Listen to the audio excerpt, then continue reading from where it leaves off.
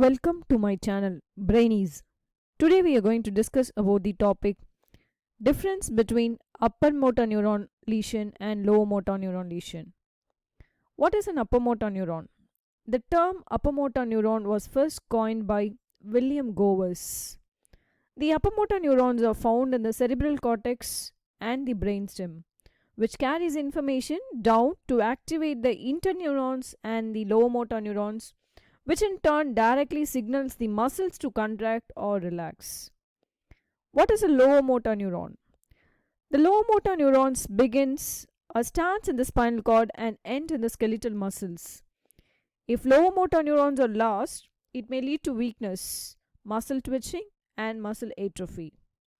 Let us just see the differences between the upper motor neuron lesion and lower motor neuron lesion in the context of the following. The first one is the site of lesion. In the upper motor neuron lesion, the site is the cerebral hemisphere, cerebellum, brainstem, and the spinal cord. Whereas the site of lesion for the lower motor neuron lesion lies in the anterior oncell, nerve roots, peripheral nerves, neuromuscular junction muscles. Regarding the muscle tone, the tone will be hypertonic in case of upper motor neuron lesion.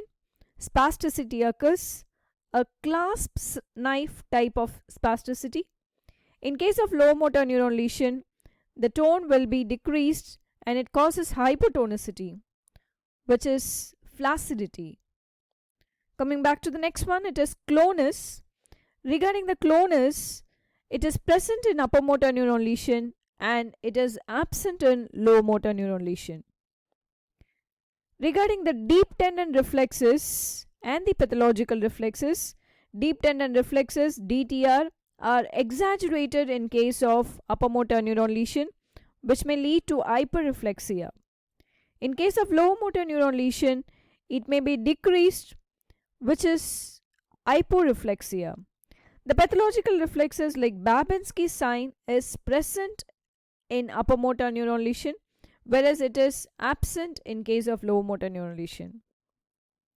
Regarding the muscle weakness, the upper motor neuron lesion, it may cause quadriplegia, hemiplegia, diplegia, paraplegia, etc. In case of lower motor neuron lesion, in case of proximal weakness, it causes myopathy. In case of distal weakness, it causes neuropathy. The abdominal reflexes, in case of upper motor neuron lesion, it will be absent, and in case of lower motor neuron lesion, it may be present. Fasciculations are absent in upper motor neuron lesion and present in lower motor neuron lesion. Regarding the sensory loss, it is the cortical sensation in upper motor neuron lesion and peripheral sensation in lower motor neuron lesion. Considering the EMG pattern, in case of upper motor neuron lesion, there is a very normal nerve conduction, whereas the nerve conduction is abnormal in case of lower motor neuron lesion. And the pattern of EMG in case of upper motor neuron lesion, there will be decreased interference pattern and the firing rate, whereas in lower motor neuron lesion, the motor units will be larger and fasciculations and fibrillations are present. Muscle wasting.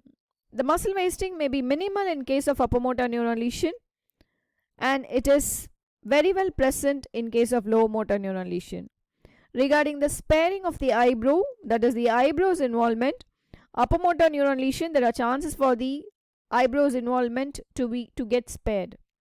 Whereas lower motor neuron lesion, there are eyebrow involvement is present. So it is involved. That's it with the differences between upper motor neuron lesion and lower motor neuron lesion. Thanks for watching. Kindly support by subscribing and sharing. Meet you all in next video. Thank you once again.